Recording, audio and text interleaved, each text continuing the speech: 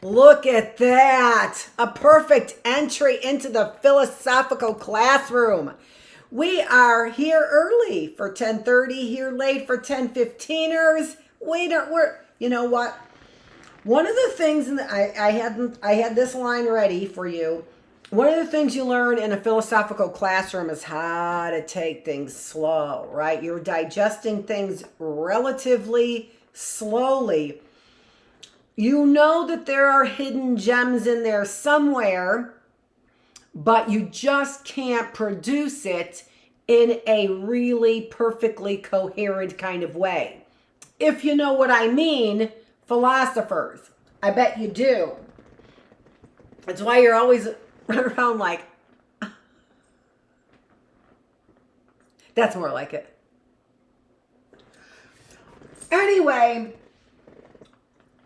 it is day 187 in the reboot of the philosophical classroom on day 79 of the philosophical classroom.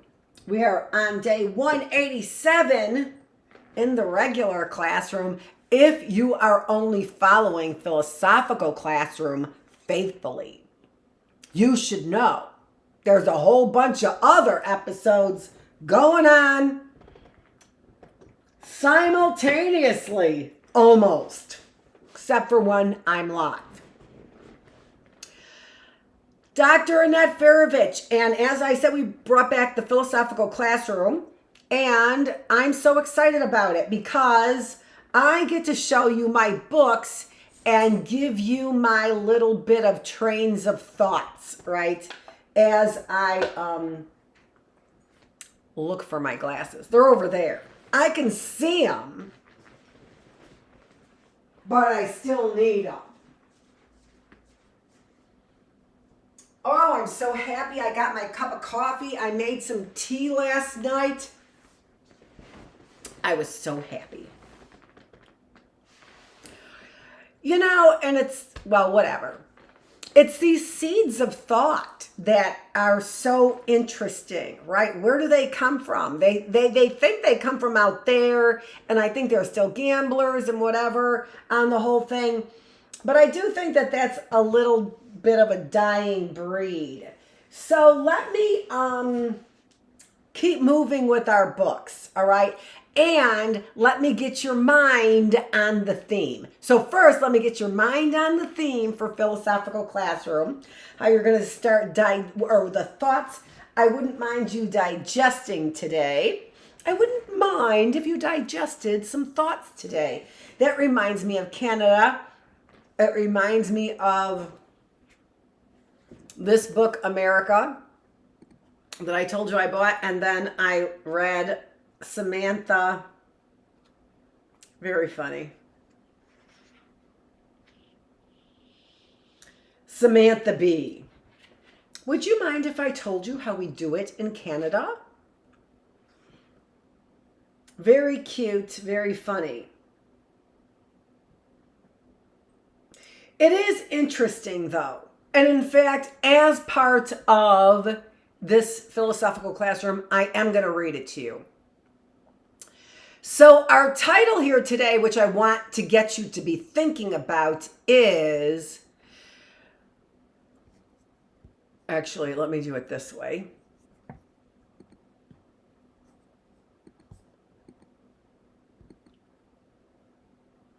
So first of all, we were talking about... I can't see it.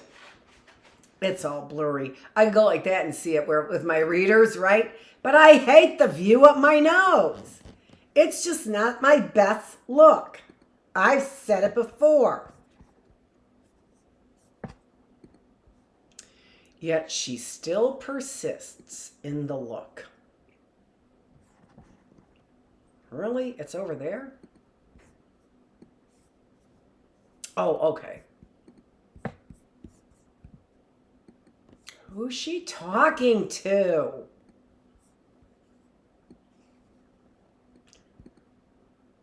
Alrighty.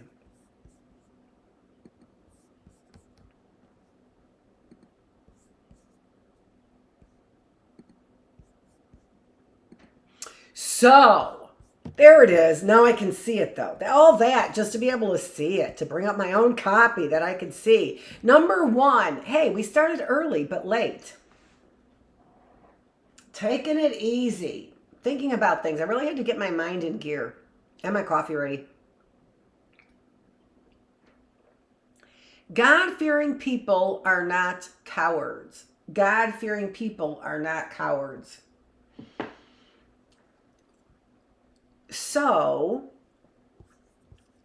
I wanted to try and define that for you, and I was showing you all kinds of different books. In the meantime, was this God-fearing? Are these God-fearing people coming over here and making these laws and calling yourselves God-fearing people when you are the furthest thing from it, right? And even in the sense that you went and tried to make this connection between, as we've talked about before in the bookless classroom, and I brought up in the early birds classroom, you really need to connect my classrooms if you're not connecting them. About all of our American holidays and how they have pasted them onto religion, and the religion in our holidays and government have just been like, oh yeah, I'm sorry, what, separation of church and state? Yeah, no problem. Separation of church and state. Well, yeah, that's why we now have Christmas. That's our proof we separate church and state. Screw you, you double talkers. And that's another one. Cowards are not double talkers, right? God-fearing people are not double talkers. I could write that down, but I think we got that theme no matter what. So then I was reading from, we asked you, what does it mean to you to be God-fearing? And we kind of brought that up with the Oakland County Book of History. But then I went and I read Being Catholic Now. I'm like, that's it. That's it right there. God-fearing people, it's not to be afraid of God, nor is it to be afraid of his punishment. It isn't awe 100%, because then you would say it's awe. But there's an awe in it as well, an awness, awe-inspiring. He is awe-inspiring that comes in the context of God-fearing. And I would have to say that's where its weightiness is. God-fearing, its weightiness is in being awestruck by God. And as I'm listening to these documentaries, what it is that man wants to replace God, right? So eliminate God. Keep the God-fearing in people, just redirect the emphasis now onto, and it's been redirected onto science, purposefully redirected onto science, making holidays making the Christian aspect of holidays into a joke, right? If you combine Santa Claus and the nativity, right? The idea of Jesus's birth, a king being born in a manger. Yeah. He must have been drunk. Whoever said that was going to happen and work out must have been drunk. In walks Santa Claus, right? Do you know what I'm saying? Philosophical classroom? I hope so. So, yesterday in our reading room, I was reading Being Catholic Now. And this came up, and I was like, this is the definition from Laura Brink. And isn't that interesting too? How about that? Lori Brink. And we're talking about brinkmanship.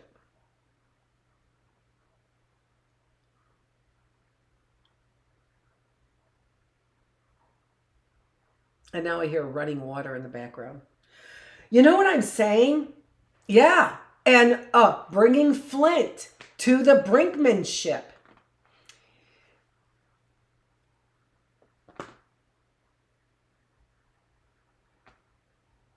And God-fearing people are brought to the Brinkmanship. God said it. He told us. He said, I am. Sit back and relax. Do what you do. And as long as you have evidence that you are safe, stick with it. Right? If I were the Pope, she didn't start that out. She said, I changed the gear, whatever.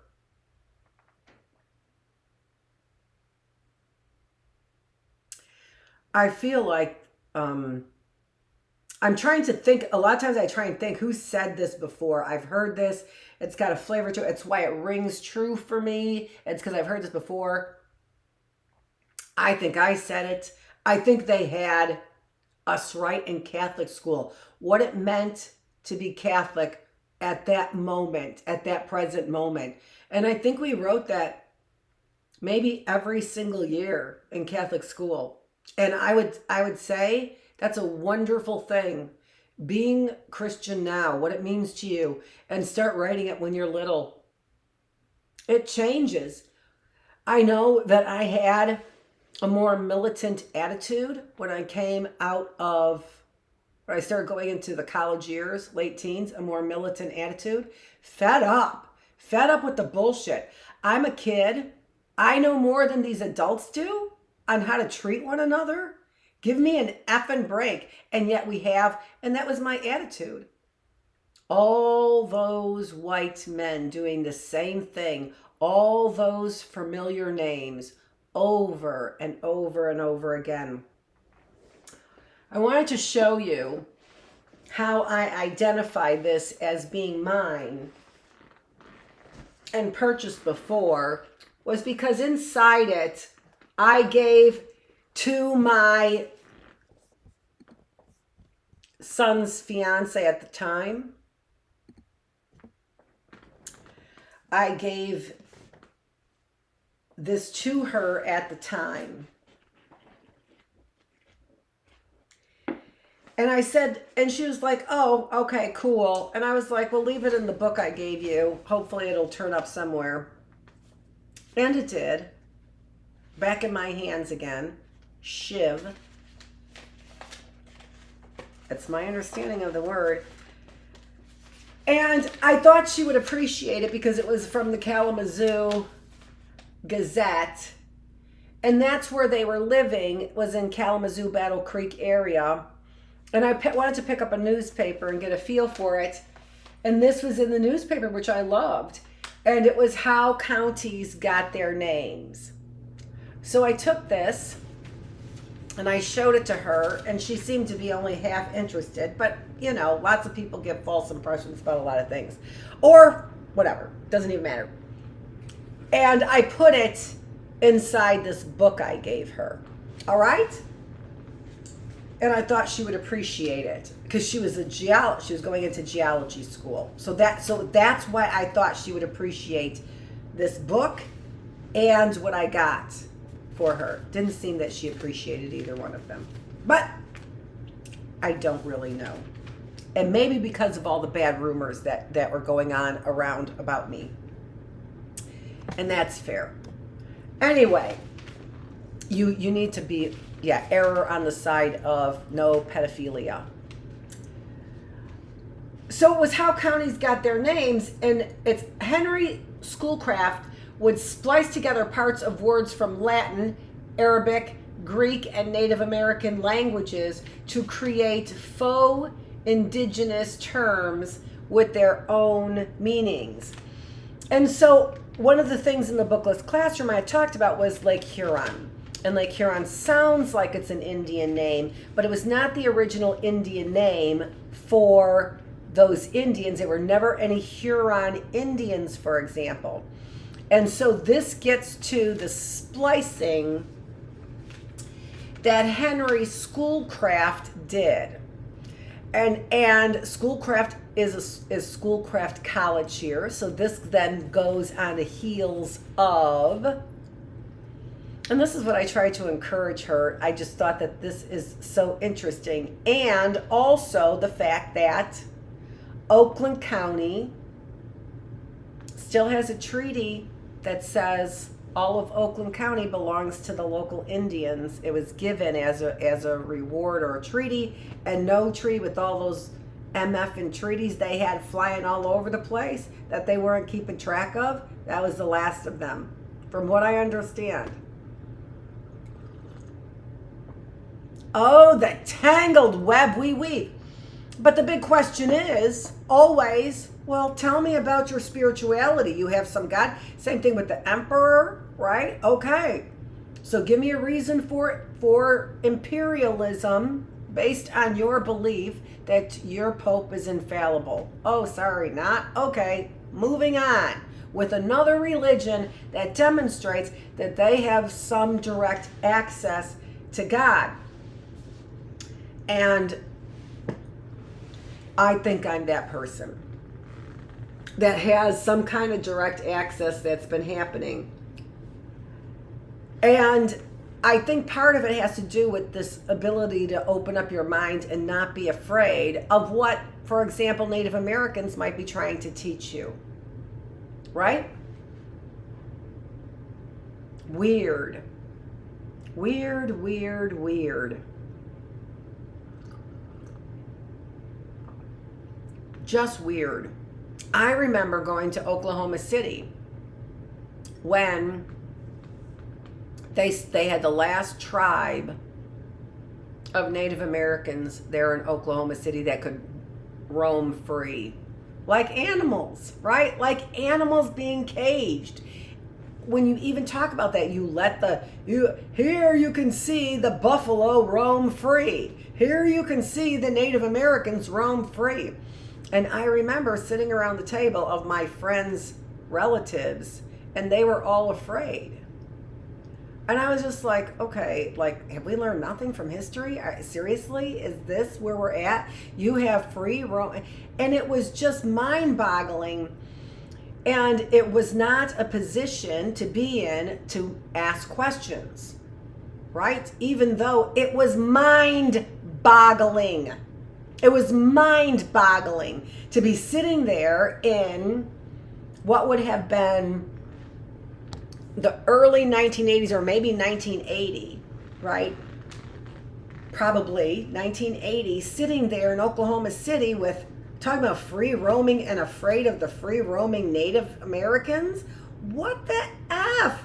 Honest to gosh. And I was like, are there not laws that govern Native Americans? I mean, the same laws that govern us, why would they be like a bunch of savages? The term you brought here and distinguished, right? So let's take a look at this quote I have from Being Catholic Now, Lori Brink, OP, which OP I think has something to do with being, she was a sister, but probably not an official nun, is what I'm thinking. I didn't look it up. Somebody could look it up and find out. That's what you guys can do. Anyway, so I see my cousin Sharon also saying this. If I were Pope, I would change the outfits. But I also feel like, no, I think, who said it? I don't know, but I feel like she said it for sure. I'd initiate a revival. I want us to remember what it was that lit our hearts on fire to begin with. A fear of God. What is a fear of God? That's what we're thinking about right now, all right, as we go and we look at different things. This is how we do philosophy. This is how philosophy is done. We interject knowledge along with current circumstances. We do what we do, right? Reading this book, we do what we do, and we collect information. And then as teachers, we really do kind of espouse that information. And don't forget, we really are in a place of, show me what you got. Show me what you got. And what I think I have got going for me, not that I'm whatever propagandizing, is those kinds of things. Are what I have going for me are those kinds of things. Like this coming back to me. Well, no, that's no mysterious whatever. We kept those things, but I collected them. And you're insinuating that that's based on data or some brainwashing or whatever. No, it's not. So you have to kind of be a believer or not a believer. You kind of have to be in that mindset and a willingness to allow that kind of mindset without a fear, an understanding of the awness of it, right? Understanding that. So there are words right there that are spoken where you can really begin to understand awe. A-W-E. Awe-inspiring. Right? Not awe, you have a boo-boo. Awe-inspiring. And right there, I want us to remember what it was that lit our hearts on fire. Isn't there a bit of fear, at least a little bit of fear, when you think about something lighting your heart on fire? If I think about it in a romantic sense, I'm afraid if you light my heart on fire, I will be stalking you till your heart is lit on fire. Tell me your heart is lit on fire. And in my mind right now, what came in and God tells us his heart is lit on fire by us. What lit yours on fire? That is God-fearing. I'm afraid, God. I'm afraid that if you light my heart on fire, it might mean that I want to be romantically involved with you. Isn't that weird? If my child lights my heart on fire, what? There's a fear and a trepidation. And that has to do with the association of sexuality with lighting your heart on fire. How about in brotherhood? How about lighting your heart on fire in brotherhood? How about lighting your heart on fire in the name of something almighty and all powerful and all good? How about lighting your heart on fire for those kinds of things? So I just think that this really gets us to begin to see what is awe-inspiring. And even though Laura Brinkmanship, we are in control of her associations. If you were so in control of my associations, you certainly would not be advocating something that is outside of your scientific, atheistic, third grade sense of humor about it all, right? Okay. And, you know,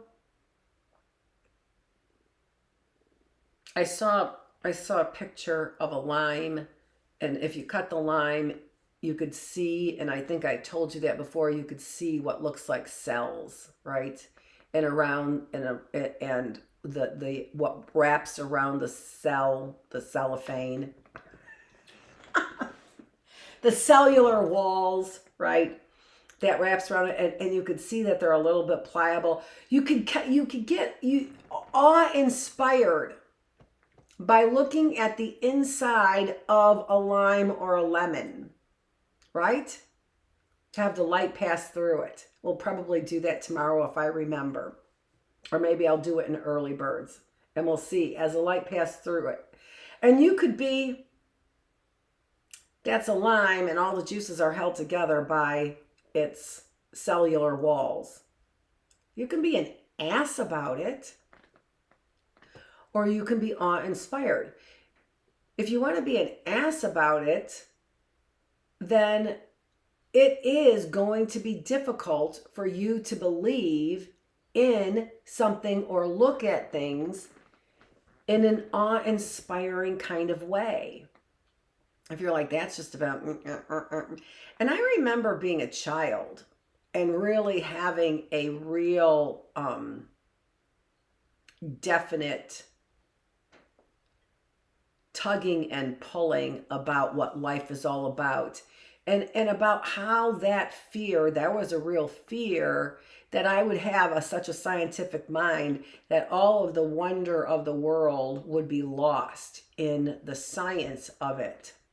And again, you might go along with that if those people weren't so jaded, if they weren't, right? If they weren't so jaded, I could go along with it. But who wants to go along with your life when we've got all of these people who understand something that is wondrous, that science will likely always be able to explain away? But that's only because that's what you do.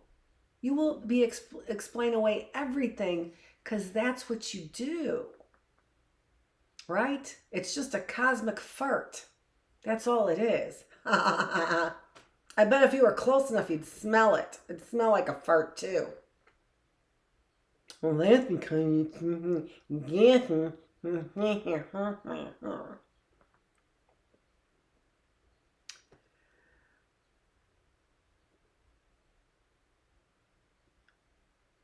why we bother calling what lit our hearts on fire to begin with, why we bother calling ourselves the church. Why do you bother calling yourself the church? Evangelicals? Because you've been so jaded, you're one step away from science? I'd want a year of prayer and fasting for us and for the world, for the sins we committed, asking for forgiveness from those we've wronged and making reparation as a church. This is the introspection. This is the philosophical part. This is the part of truth, right? I want a year of prayer and fasting for us, for the world, for the sins we committed, asking for forgiveness from those we've wronged, and making reparation as a church. We've got to think about what we allowed to happen to the Native Americans.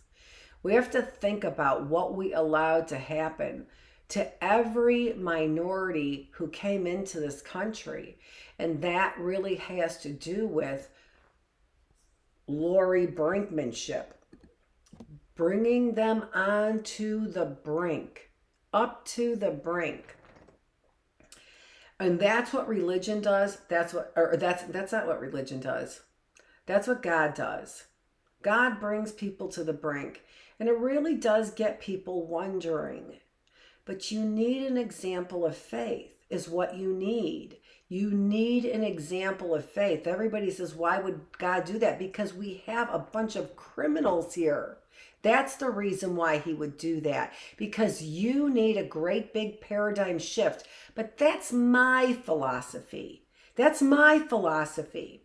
So in answer to the book, God is Red, why did we bring this kind of punitive looking God around here? Because that's almost what was necessary for that kind of mentality, that kind of scientific cause-effect mentality. Here's your MF and punishment. You can't even see the awe in anything anymore. And I remember the fear as a child of completely losing the awe in everything.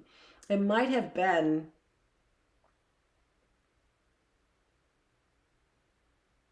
Sister Maria, the nun, who got me awe-inspired again by that very example of the lemon. That you can become non-inspired by things, but not if you have a fear of it. Not if you have a righteous fear of God. You won't lose it. I'm afraid of losing the God in me. So I remain awe-inspired. Afraid of losing the God in me, so I remain awe-inspired. And that's truth, right in your fucking face. It's truth. I'd want a recognition of who we are before God, that we're instruments, creatures of God. We're not God. God in God's magnitude decided to make us in God's image. And we darn well better start living up to that image. I'd want a recognition of who we are before God, that we're instruments, creatures of God. We're not God. God in God's magnitude. God in God's magnitude. That's God-fearing.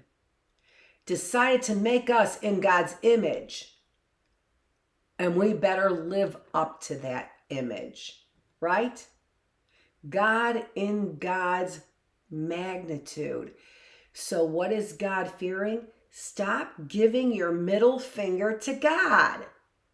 Stop thinking you know better. Stop thinking that you're going to eventually, because you evolved from animals, you big fucking dingbat, that you're going to evolve into a God eventually. Lower gods first, then greater gods. Stop with that. It's not that that's not possible. It's that you've got the wrong things in your focus, in your, I know, crosshairs. In the crosshairs. You've got the wrong thing in the crosshairs. You need to be awe-inspired. That's what you need in your crosshairs. Not God constantly puts me on the brink. You only feel you're on the brink because you forgot I am. You forgot what God said, and that he is in you, and that you have a piece of him, and you can call on him. Because when you say his name, you say your name. I am Dr. Annette Feravich. Here in the classroom, you say it, and you're a representative all the time. I am.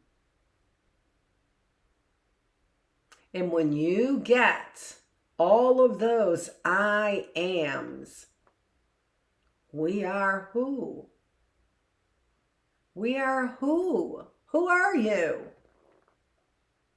Americans, patriots, tree huggers, savages, capitalists. Oh, committed. Sorry, already said I was capitalist. Said I was libertarian. What's going on? Pedophilia? What? Huh? What?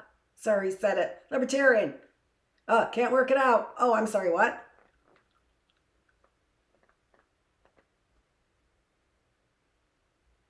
Labels. Those labels don't allow a fluidity of who we are. We are fluid, right? Then sexual people are like, why aren't you fluid, Dr. Feravich? I don't have to be fluid in that area. I'm fluid in other areas, right? Let's get to our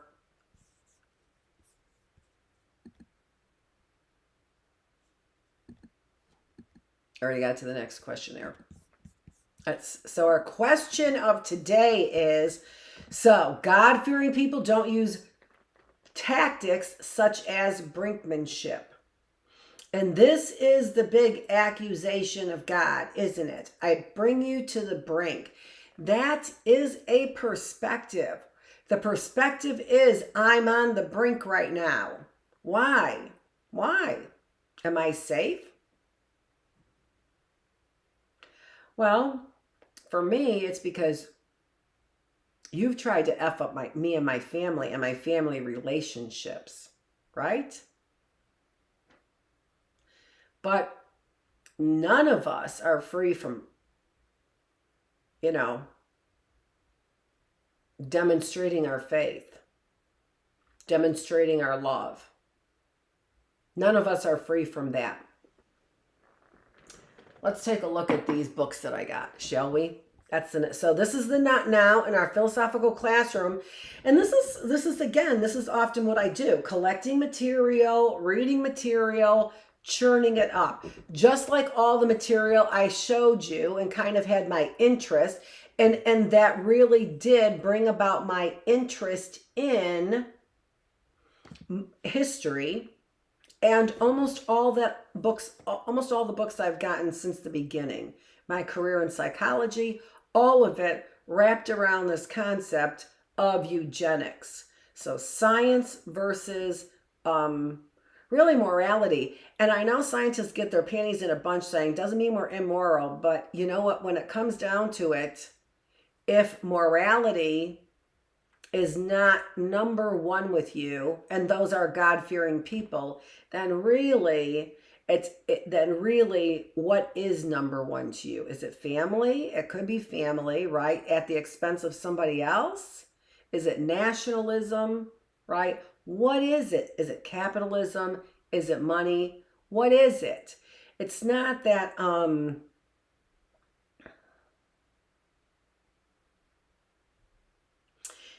it's like, I choose to, fascist Nazis, I choose to extinguish the Jews because they're going to extinguish us. In this concept of atheism, for example. I don't know. I don't know what the question is. I think that they need to convert.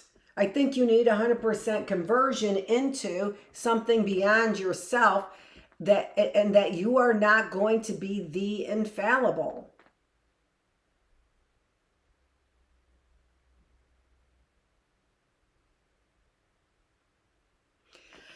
And that is a concept of Christianity. The concept of Christianity really is that in the single mind, there isn't some one person who would be infallible.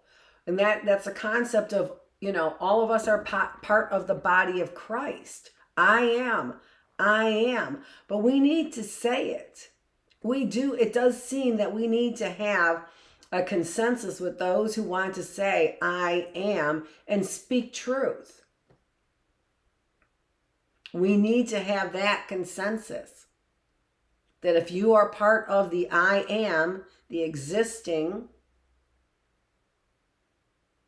then after what I am needs to speak truth. And I don't think that anybody who's human would not have that same desire. I think the only ones who wouldn't have that desire are those things that are not human. And it doesn't mean animals. Animals have that desire for peace, harmony, not to be anxious, and an understanding of things are good right now. Cool. They're not so good. Moving on. That understanding, right? And that's the way I felt. And where I go, dusting off my sandals, but without being a nomad. I'm not going to be a nomad, right? And now all of a sudden it's like, oh, be careful what you wish for. Be careful what you wish for. Have an understanding about what's going on around you. Pay attention to the grace and the gifts that you have. Stop running up the street over there to the apartment complex managers complaining about what? Complaining about you can't do the job you want to do when somebody this Christian is sitting next to you. This God-fearing is sitting next to you. Isn't that what you're fearing? Okay, so... and it's like, okay, well, a test, whatever. I don't know if she could pass the test, but it doesn't make her not a PhD, that kind of thing. Whatever. I'm doing what I do. Nobody should be surprised by me doing what I do. Not one single person on the planet should be surprised any longer about me doing what I do. And pointing the finger at me doing something that I'm not doing just puts giant obstacles in the way of us progressives. Progress, not only technology, progress of the people, right? Of the people, for the people, by the people. The pinks. So, another set of books that I got, and I can't remember, I probably got these from Washington, D.C., but the reason why I remembered that I loved these books and that it's the memory of getting these books is because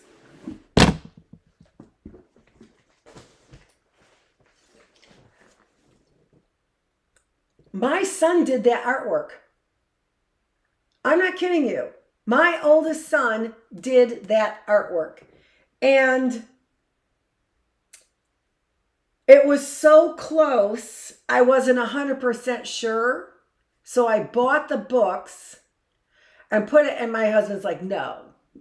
But he knew, they knew, I think it's just this like a discovery game kind of a thing. Whatever it is. To demonstrate I'm not sure.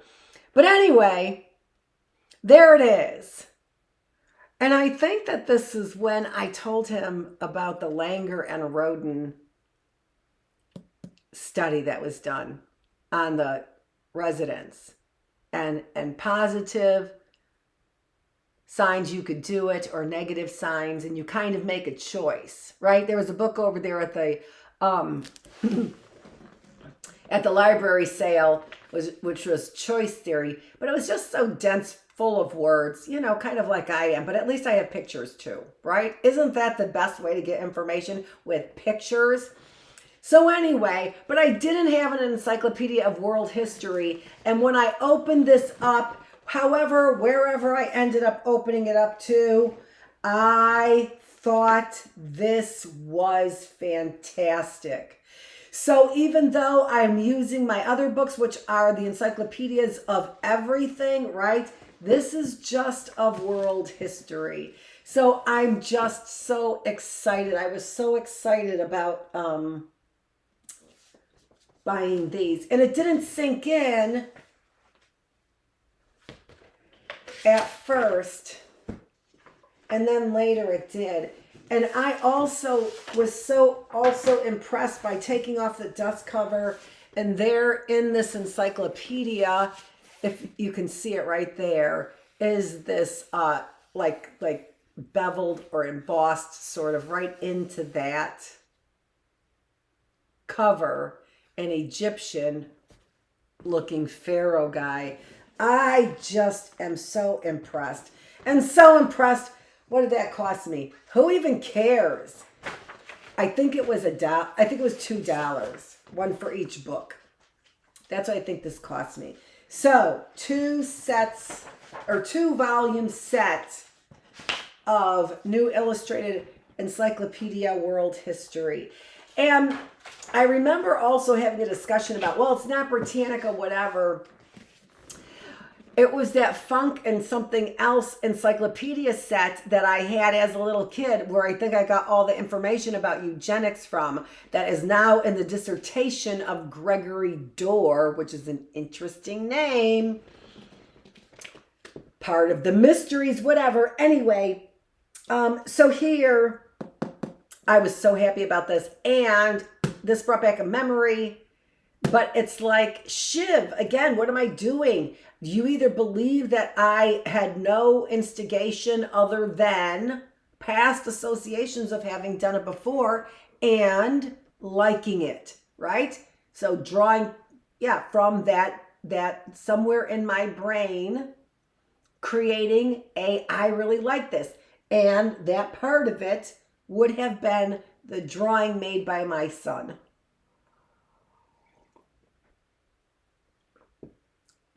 I think he is impatient, and he's been waiting around for a very long time, knowing that this day was going to come. And worried, as both of my boys probably have been. Just like I have been as well. So I am really excited about this. I'm so excited about learning more about world history. And this seems to be pretty authentic to me. I was going to read to you from this book. So from the very beginning, I watched Jon Stewart in Short Attention Span Theater. Kind of had a crush on him. He was so funny, so smart. And the person next to him was just upcoming, she might have been Samantha Bee at that time. I don't know who she was, but she was like, not as funny. But Jon Stewart, everything. I mean, it was almost like it felt like it was improv, and he was on, solidly on. So I'm going to read what Samantha Bee has to say here about Canada. So a lot of people here in the United States are like, Canada this, Canada that.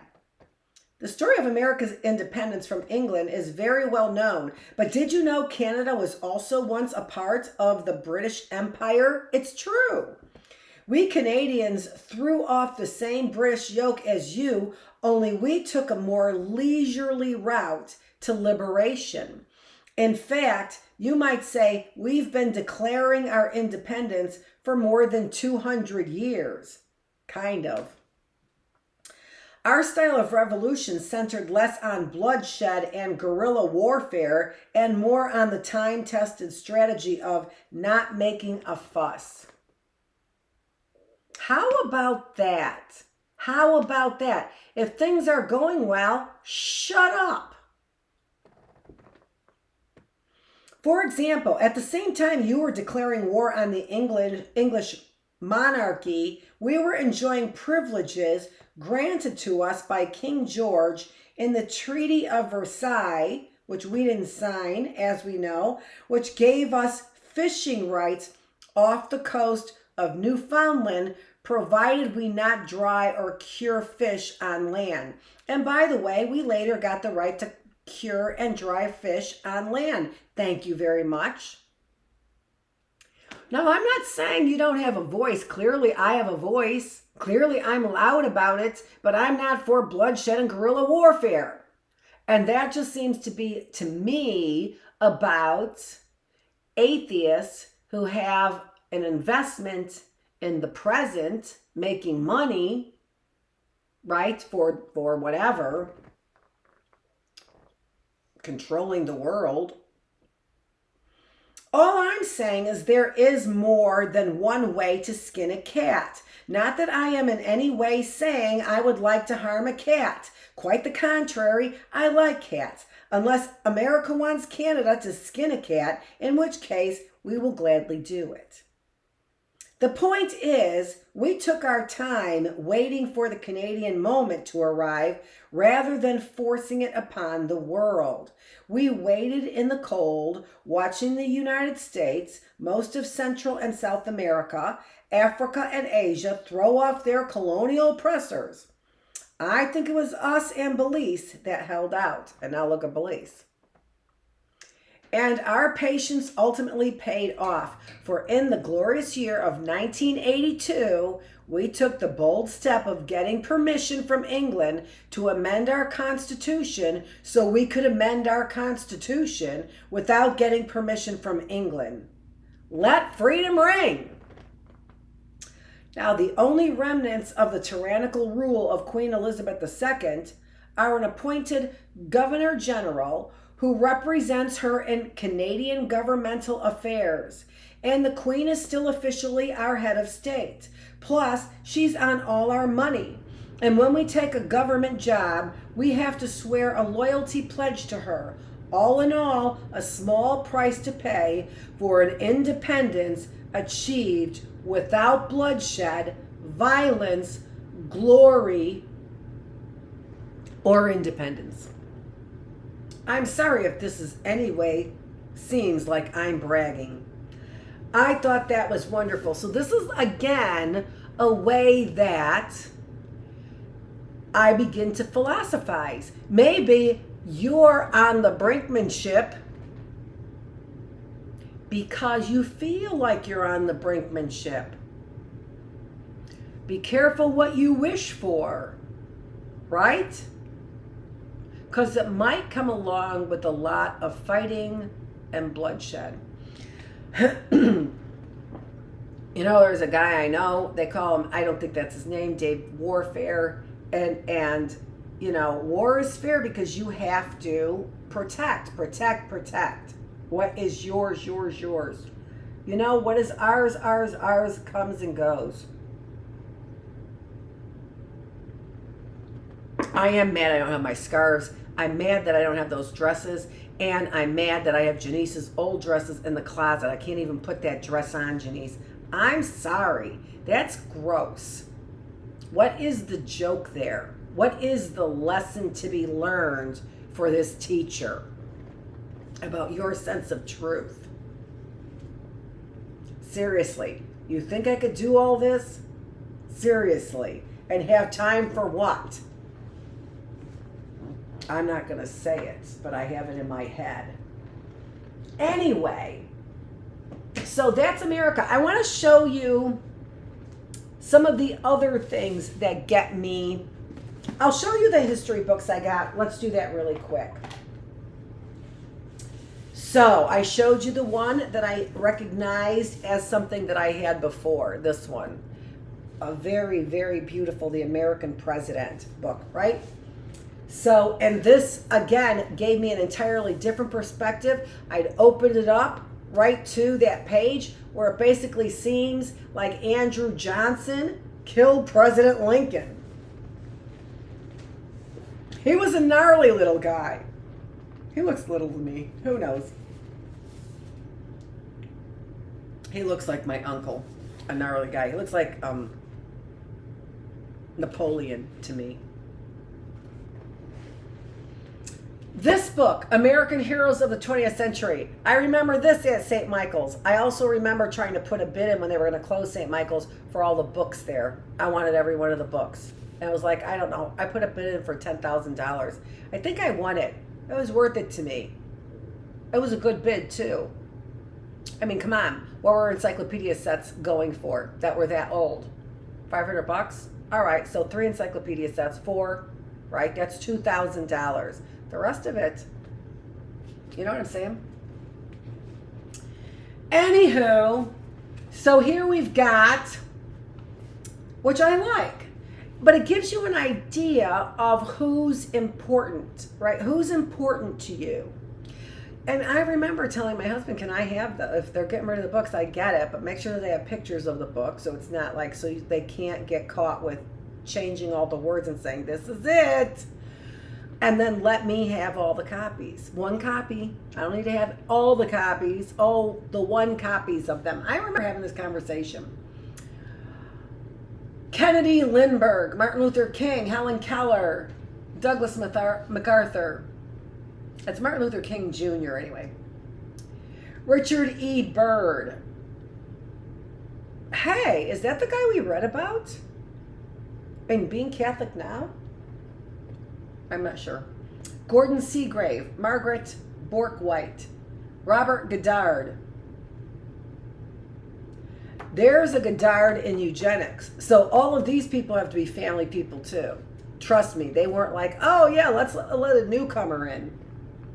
Franklin Delano Roosevelt, Audie Murphy, Amelia Earhart, Edward Murrow, William Donovan, Carrie Chapman Catt, Jonas Salk, Alan Shepard from Space. Ernie Pyle. Oh, I watched that too. The conspiracy theory on going to the moon, which aligned with Stanley Kubrick, who then died mysteriously. I don't think so. I think he mysteriously died just like I probably did too. Marianne Anderson, Dwight D. Eisenhower, and then, yeah, Ernie Pyle, did I say that? So I think that is a good old-fashioned look at history. And then I've got American Greats, another one, which I thought this was really a very, very beautiful book. So I wanted to get this. And then I happened to open it up here too. Oh, thank goodness I picked this one up. I wasn't going to pick it up. And this brought me to this article on the Chicago Defender and trying to get my hands on that, which brought me to the article.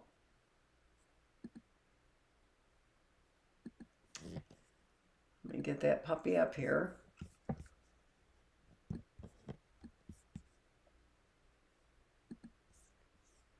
Oh, geez, that's not it.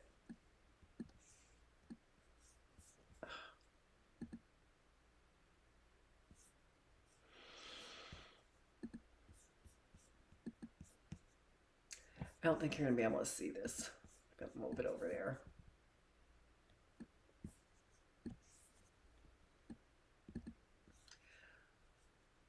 This article here.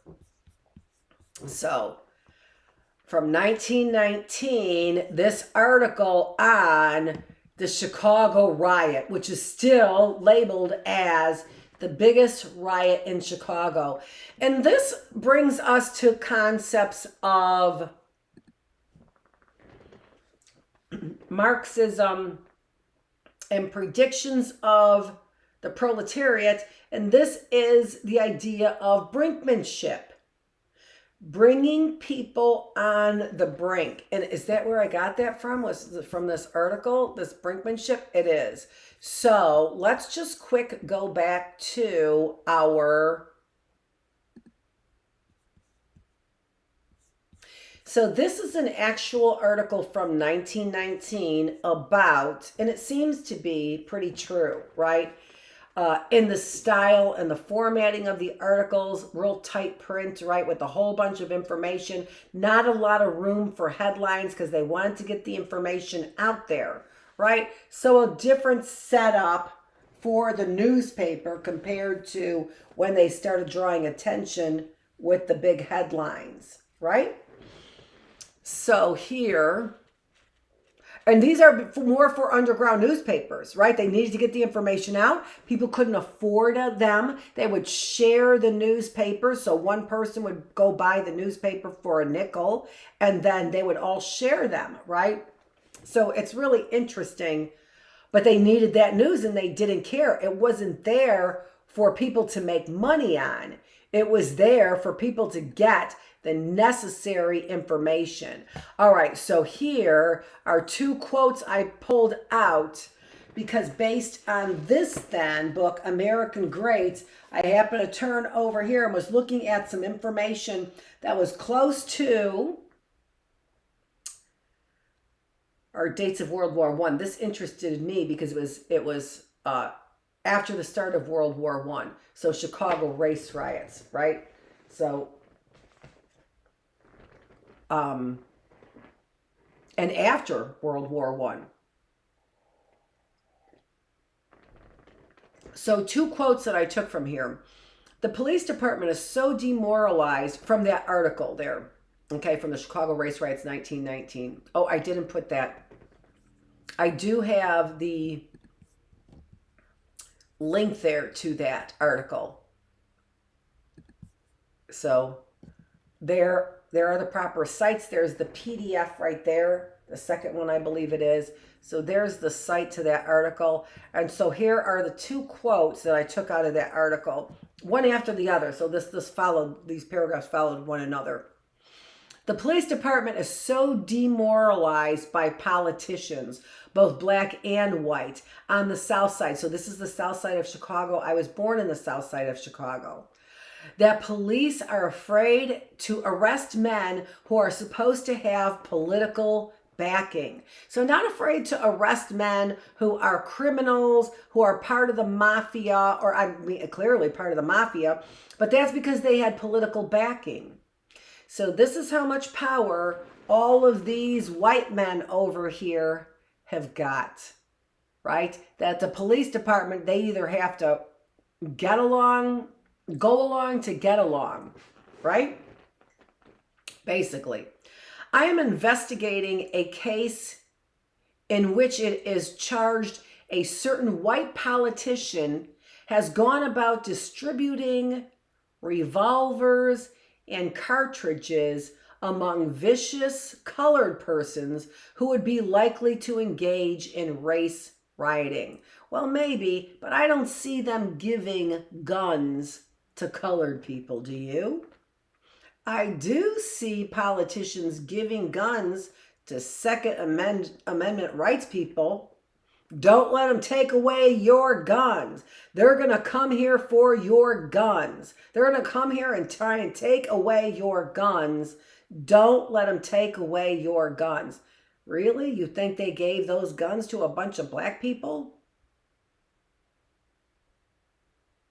So the lies and deceit in order to, from the very beginning of the railroads, railroad people. How did we get that expression of railroading people? Because that's what the railroaders and banks did to people. So this is how we churn up ideas, right? Right now we really are in the philosophical classroom, kind of opening up, looking under the hood to see how this stuff is churned out and made. And this is the reason why we don't have time to be a pedophile or a sex trader or a human trafficker or getting addicted to porn. Because instead, we are feeding the desire of our hearts and our minds. And that isn't for,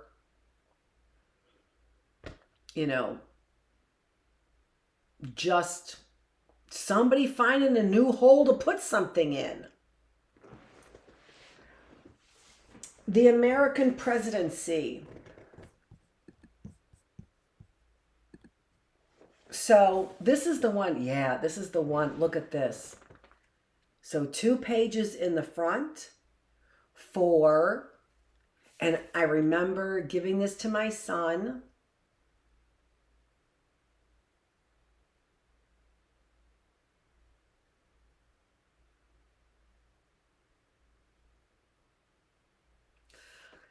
Travis wasn't out of school, so I don't think Travis was there. I think Travis missed things because of a protection or something on my son. I think some jerks were trying to protect him from me with false information out there, probably likely from my best friend. False information.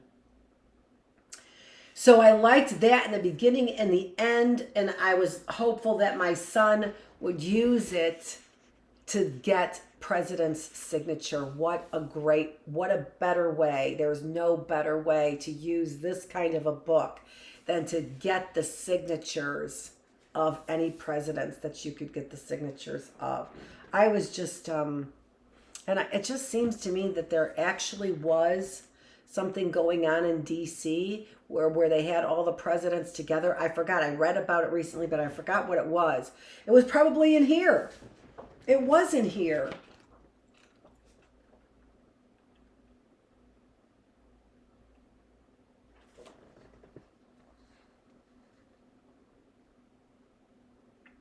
Where all the presidents got together for President Nixon's funeral. The man who got thrown underneath the bus. No doubt about it. No doubt about it. Right? Although there's doubt. Who knows what went on? All kinds of doubt. But that's where all the presidents and their wives, and then there's Bob Dole back here as well. Right? Who I thought was a very, very good man. And extremely attractive. Okay, moving on. I just like those kind of men. So let's see what else I got. Oh, they didn't even drop on the floor. Nice catch. Boxes. All right, so these 3 books here I got are part of my faith journey. I will always grab Jehovah's Witness books. I realize that there is this scientific element to it. I realize that there's this pagan element actually just means that it's not part of the mainstream. So who cares about if it's pagan? We would consider Native American spirituality pagan as well, right? So we don't care about that word or whatever. We do care about brainwashing though, right? Especially if you're trying to use sins against people in order to get them to behave in certain ways, which isn't brainwashing. It's just simply extortion. That's all that is. Extortion. I'm pretty sure they've been trying to brainwash me for a very, very long time. Has it worked? Am I thinking your way like a sheeple people?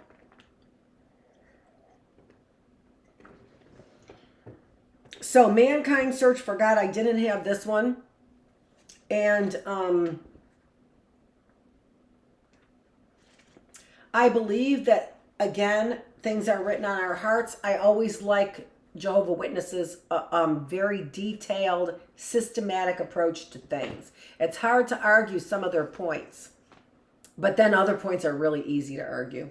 You know what I mean? Jelly bean. My mom used to say that. So here I've got, make sure of all things hold fast to what is fine. I don't like the word fine here. I would not use the word fine, and I don't find that so much in scripture as much as hold fast to what is good, what is righteous. And I read this at my niece's wedding, that scripture from the Philippians.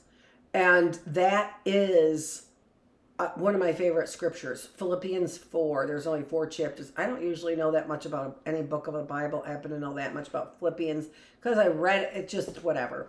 That stuck in my mind. But that is really what it says. Really, it is more of a hold on to those things that are good, like joy, for example. So then this is topic oriented. Encouragement. Love this. Oh, and that reminds me that I didn't pull these up.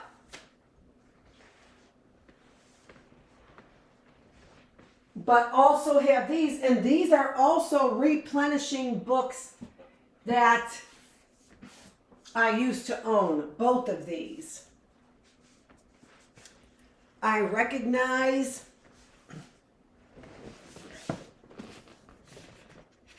the $1.50 here. That was up there in my book.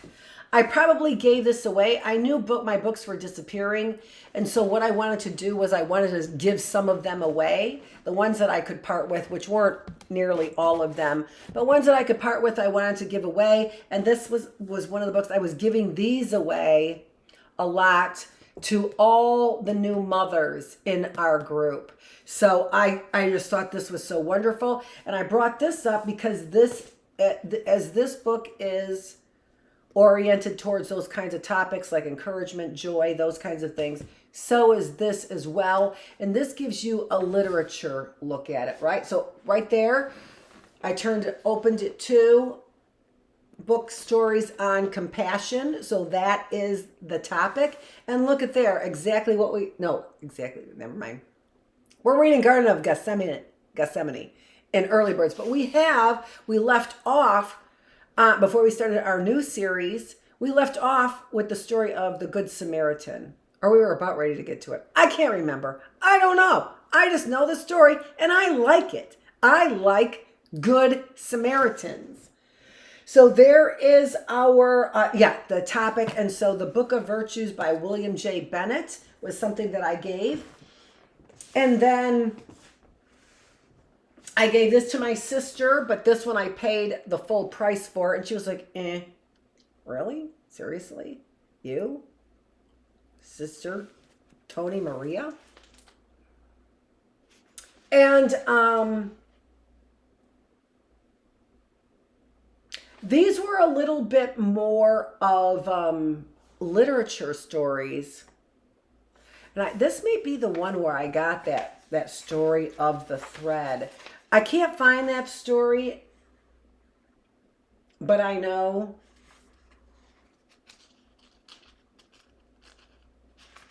I will find it.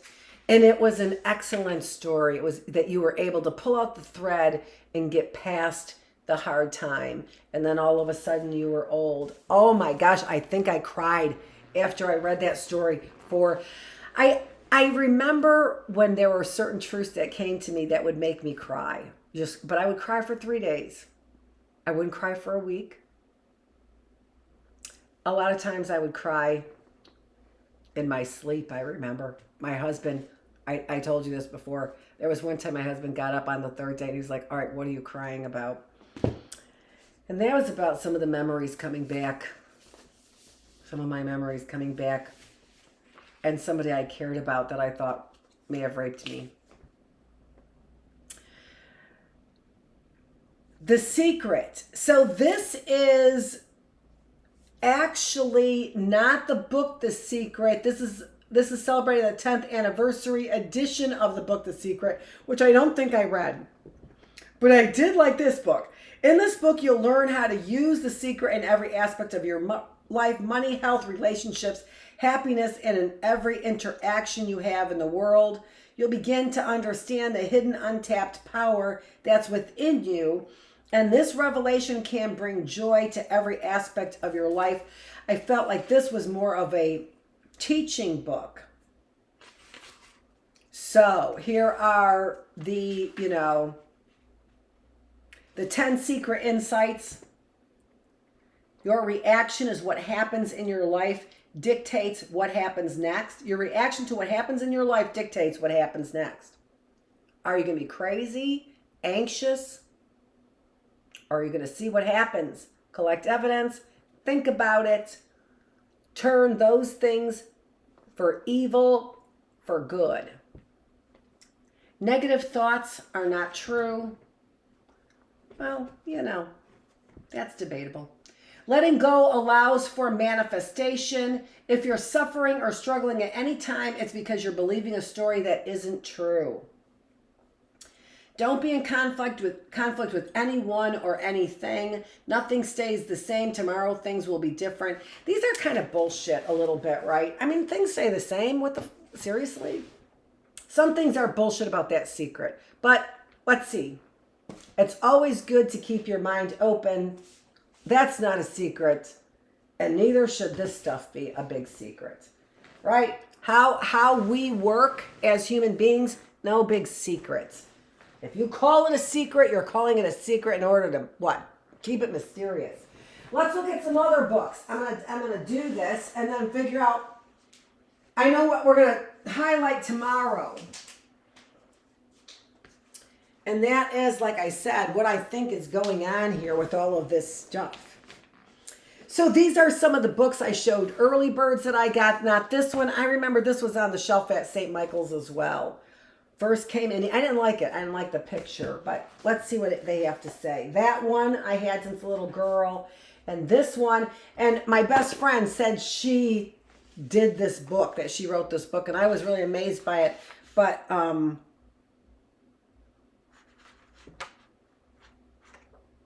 don't believe she did. It's just, I don't know, maybe. Who knows?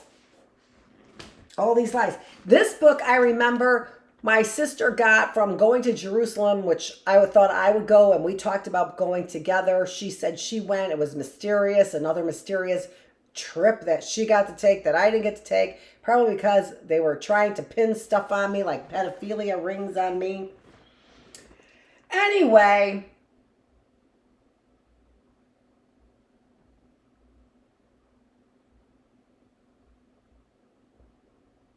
it just makes me think about rings, Lord of the Rings, right? But yeah, so here I thought she brought back this book. She was showing me, oh, and this and this. And this is, I just wanted to show you before but then she didn't give it to me. She kept it. So what the F is that about? I don't know. Could have been to make sure that she gave it to me in the end here when I really needed it, right? To keep me motivated and to keep me going. That's what I think it's all about. But how did she know that I would need it in the end? And how do they keep it in such pristine condition? Because they knew I would need it in the end, right? Question and answer encyclopedia. Oh my gosh, look at this. So this was something I think we also bought in Washington. And that was because I wanted to buy something that was more in the range of my kids, and I think more for my son Travis that he would be interested in this, right? Because he couldn't come. That's what I think. I think it was my son's 6th grade trip. Maybe that's what it was. Could have been. Could have been. When poor Travis couldn't come. So I got some books. What else could I get? What else could I get? Were all these books. And then here was everyday science, right? So it wasn't just all about history, but there was science in there too. Your personal barcode for life. What? Your DNA. Cells without walls. Huh, we were just talking about the line and the cellular walls there. We're the stuff of stars. I know. And look at these books. Untouched. Untouched. All right, let's go and get a few other ones over here.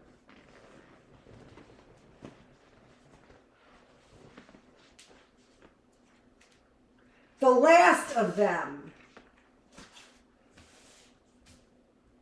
A lot of this series on Philosophical Classroom talked a lot about gender differences and also those boys clubs, whatever they were, where they were training those boys. So we talked about that from those boys' camps, right? And those scientific studies that were being done on boys.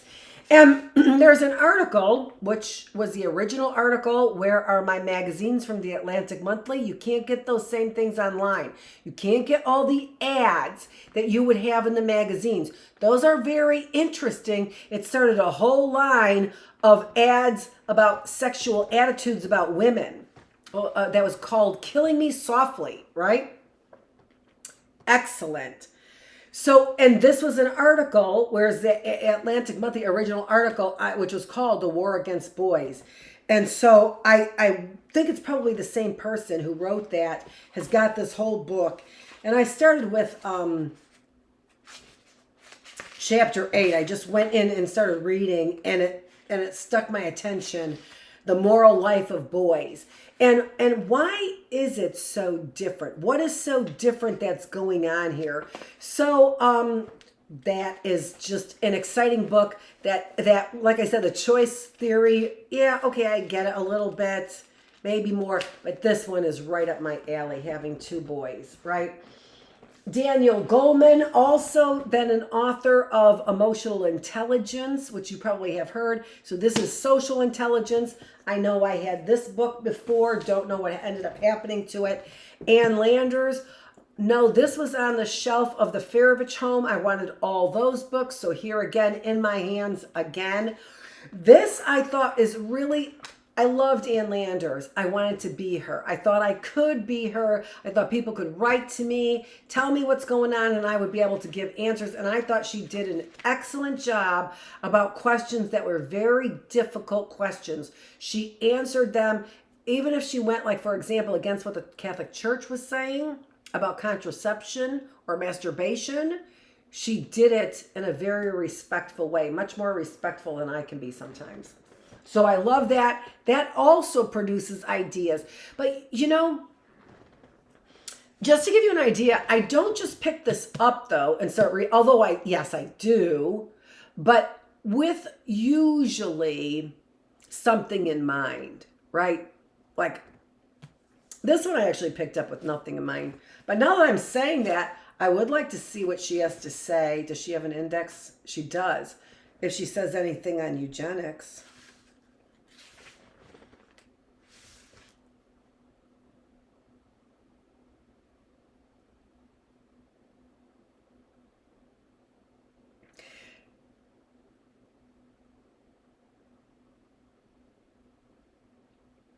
Euphorians and euthanasia she talks about, but not eugenics.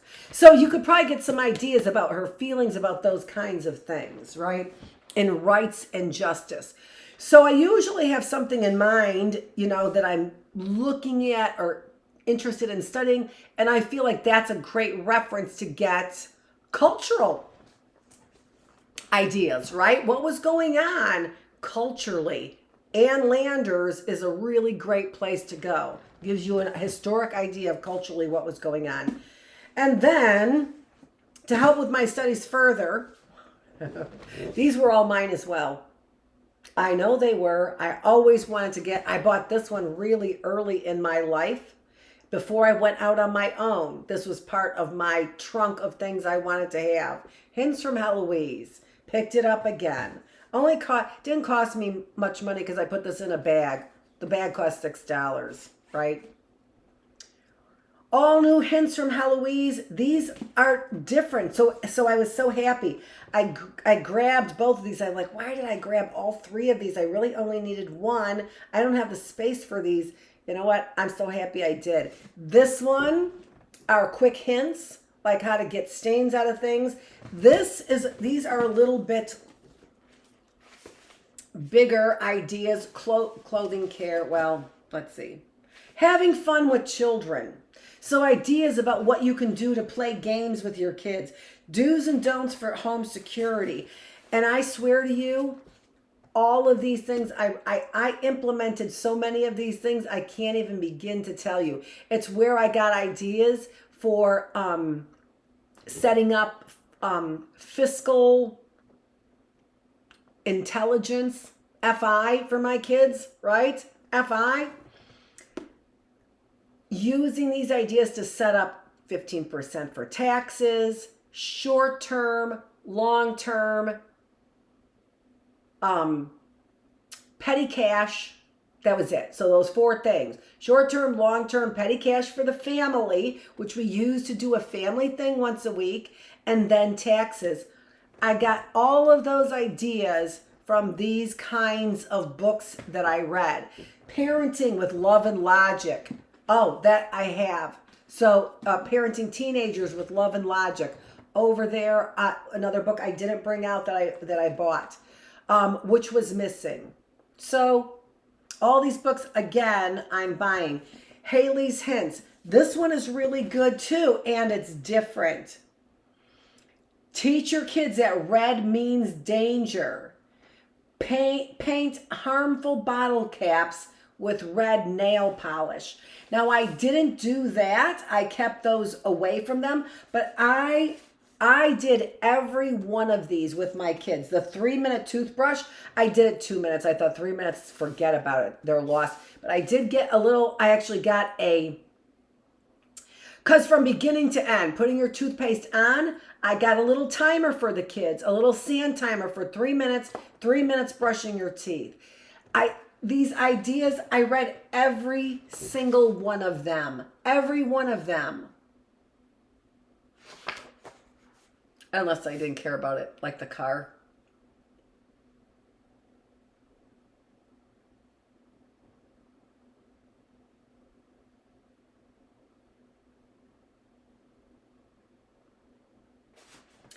This is just crazy, this stuff. You can extend the life of your hatchet or axe handle by tightly winding some thin wire around the handle for about 2 fingers width below the blade head,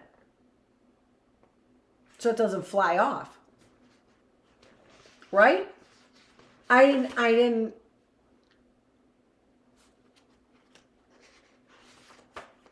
have to use all of these. But I actually literally remember sitting down and reading these and being so excited to be able to use some of those ideas for my kids. And I did. So that's what we have for the philosophical classroom today. Tomorrow we're going to get a little bit of a deeper dive. Today was more surface things on really kind of the mechanics of doing it. How do you get to be a philosophizer? How does that happen? And this is how it happens. And it starts with, books, and then don't think about the timing sequence. Where did these ideas come to life, right? So don't forget about how timing, history, tradition plays a part in what you're reading. What were they thinking? And There are judgment zones, but not to point fingers on individuals, right?